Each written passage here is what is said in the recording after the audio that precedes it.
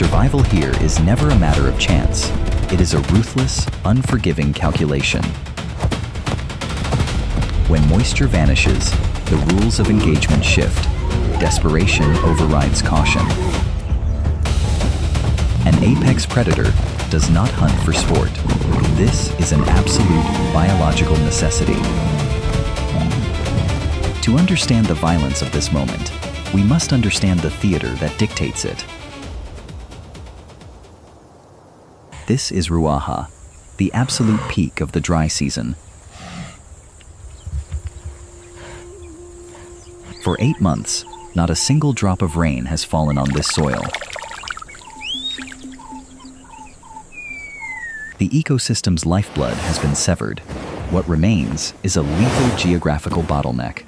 Every organism, regardless of size, faces the exact same uncompromising thermodynamic limits. A solitary male buffalo, pushed by severe dehydration, risked the open crossing. He is running on a critical deficit. His core temperature is dangerously elevated. Felines are sprinters, built for explosive power, not protracted warfare under a brutal sun. Every second spent in this standoff drains her metabolic reserves.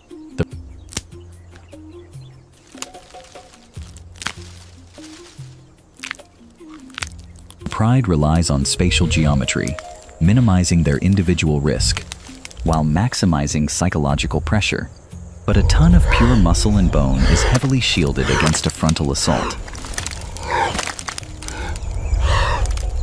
The strategy is strictly structural. Disable the mobility, and gravity will do the rest. Adrenaline temporarily overrides extreme fatigue, providing a vital surge of defensive energy, and the prey becomes the aggressor. Pure momentum breaks the siege. The bottleneck claims no victim this time. Thermodynamics dictate their failure. Pursuing into the thicket would risk fatal overheating. A failed hunt demands immediate energy conservation. They must wait for the temperature to drop. Out here, nothing is wasted. Every calorie is violently contested or efficiently recycled. The intense heat clears the immediate area, but the need for hydration is universal. The true architects of this landscape are arriving. At the epicenter of the drought, patience is a mandatory survival strategy. Avian thermoregulation requires extreme measures. Defecating directly onto their own legs utilizes evaporative cooling to prevent hyperthermia. The evaporation rate here is merciless. Every hour, inches of vital moisture vanish directly into the atmosphere. But the ultimate authority over this shrinking oasis has arrived.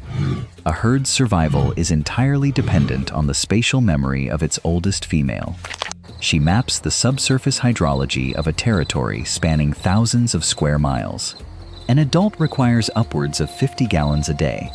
In these conditions, they must extract it from liquid clay. This is active ecological engineering. By dredging the pool, they maintain the depression, benefiting the entire biological community. But the engineered environment carries inherent physical risks. What provides relief for an adult can easily become a lethal trap for juvenile musculature. Pack communication is instantaneous. Chemical and auditory signals instantly trigger a collective response. Kinship dictates cooperation. The crisis is resolved in seconds, a testament to complex social architecture and physical power. Even their footsteps leave behind micro-ecosystems, temporary reservoirs for the smaller inhabitants. Symbiosis in the dry season relies on exploiting the physical wake of the megafauna, while others must wait in terror. Their monopoly over the oasis dictates the survival timeline of every other species in the vicinity. Only when the dominant force chooses to move does the landscape open back up. The biological window of opportunity is narrow and aggressively exploited. the Earth's rotation brings the first fractional relief of the day. As the intense heat breaks, the biological clock shifts, activating a different tier of the ecosystem. Towering browsers migrate to the only remaining canopy, driven by the need for moisture locked deep within the foliage. These botanical giants are the oldest living architectures in Ruaha, some predating human history. They are living reservoirs. Their fibrous wood stores thousands of gallons of water, attracting desperate attention during the drought. The giraffe's extreme anatomy grants them exclusive access to this high-altitude moisture. The thick, melanin-rich tongue is highly prehensile and impervious to massive thorns. It acts as an organic, mechanical stripping tool. They extract up to 70% of their required hydration directly from the foliage, allowing them to avoid the dangerous water holes. But browsing at the lower levels introduces a critical vulnerability. The canopy is not unoccupied. The leopard is the master of vertical territory. He operates as a silent, arboreal sniper. He does not hunt with speed. He hunts with agonizing patience and lethal gravity. An adult giraffe is nearly invulnerable, but a calf, isolated by mere feet, is a highly calculated risk. As the light decays, the predator's visual advantage multiplies exponentially. The ambush hinges on total surprise and immediate cervical severance. There is no room for error. But the ecosystem is an interconnected web of surveillance. Primate sentinels operate with highly acute, stereoscopic vision. The camouflage is broken. Interspecies communication is an evolutionary safeguard. The baboon's alarm translates universally into immediate defensive action. Facing an alert, highly defensive mother, the biological mathematics change instantly. The element of surprise is gone. The leopard aborts. Calculating risk against energy expenditure is the hallmark of a successful apex predator. He will recalibrate. The failing light brings new opportunities and new competitors. The transitional hour is the most dangerous. Day and night shift control. As the temperatures plummet, the supreme opportunists of the plains begin their patrol. The matriarch of the clan assesses the environment. The night shift has arrived. As solar radiation dissipates, the plains undergo a radical thermal and biological shift. The rapid drop in temperature unlocks vast reserves of energy, reserves that were suppressed by the midday sun. Spotted hyenas operate within a complex, rigid, female-dominated hierarchy. Every interaction is highly codified. Chemical profiling establishes immediate rank and reinforces the social bonds required for highly coordinated clan warfare. They are frequently mischaracterized as mere scavengers. In reality, they are highly successful, endurance-based apex predators. Their unique morphology sacrifices sprinting speed. For the ability to sustain a high-paced pursuit for miles, the drop in thermal updrafts allows scent trails to pool closer to the ground, providing a chemical map of the day's casualties.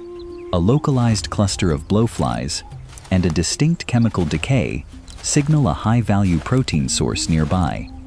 The promise of calories accelerates their metabolic response, preparing their specialized digestive tracts for extreme consumption.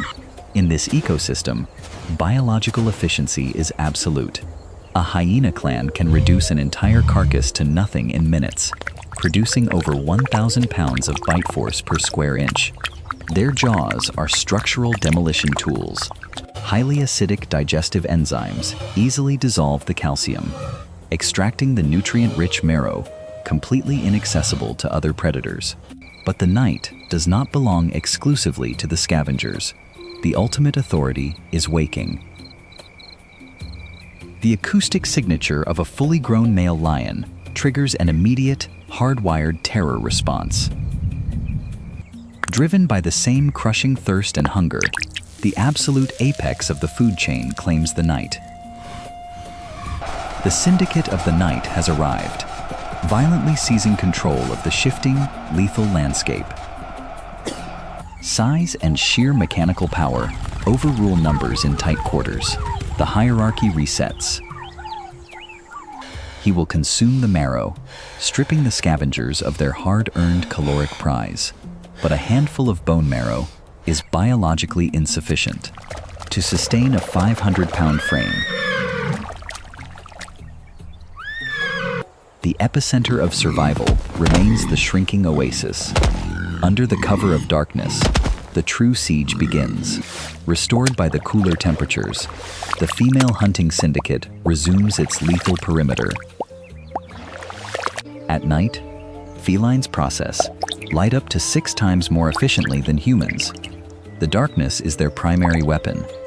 Prey species are practically blind in this illumination. They must rely entirely on auditory and olfactory warnings. The psychological toll of extreme dehydration forces them to walk directly into the kill zone. In this hypersensitive environment, a sudden shift in wind direction changes everything. The chemical warning triggers instantaneous panic. Order dissolves into pure survival instinct. The trap is sprung. The lioness calculates the trajectory of panic with mathematical precision. The physical advantage of the night eliminates the need for prolonged endurance. The strike is instantaneous. The kill is clinical, designed to eliminate distress signals and quickly secure the caloric investment. For tonight, the Pride has won the physiological war against starvation. But the social hierarchy of the Pride dictates that the dominant male claims the first and largest portion of the kill. He expends minimal energy in the hunt, but his physical presence is required to defend the territory from rival syndicates. The ecological cascade continues. The scavengers wait in the wings, calculating the exact moment to move in for the remains. In Ruaha, the night offers no sanctuary, only a change in the mechanics of survival. The rotation of the Earth initiates the final and most punishing phase of the biological cycle. For the apex predators, the night was a success. Their immediate caloric crisis is temporarily resolved, but in Ruaha, a carcass is a decaying biological currency, violently exchanged down the hierarchy. The scavengers have moved in. They must extract the remaining structural calories before the true heat arrives. In less than 20 minutes, every remaining trace of calcium and marrow will be dissolved and recycled. The micro-scavengers operate on a vastly accelerated timeline, aggressively capitalizing on microscopic biological waste. But the dawn brings no respite. The solar radiation immediately begins to superheat the atmosphere. The thermal threshold is crossing into dangerous territory. The clan must abandon the site or risk hyperthermia. Survival dictates strict adherence to the sun's schedule. The nocturnal shift is officially over. The rising heat creates powerful thermals, providing free lift for the absolute masters of the sky. Avian scavengers are the final, essential mechanism in the ecosystem's waste management protocol. Their highly acidic stomachs neutralize deadly bacteria, preventing anthrax and botulism from sterilizing the landscape. The cycle resets. The crushing need for hydration draws the megafauna back into the lethal bottleneck. The survivor of yesterday's ambush returns. He has won 24 hours, but the war of attrition continues. Every drop of moisture is violently contested. Every calorie is measured against the lethal cost of extraction. The temperature pushes past 100 degrees. The atmosphere itself begins to boil. This is the absolute peak of the dry season, a crucible of evolution, where endurance is the only metric of success.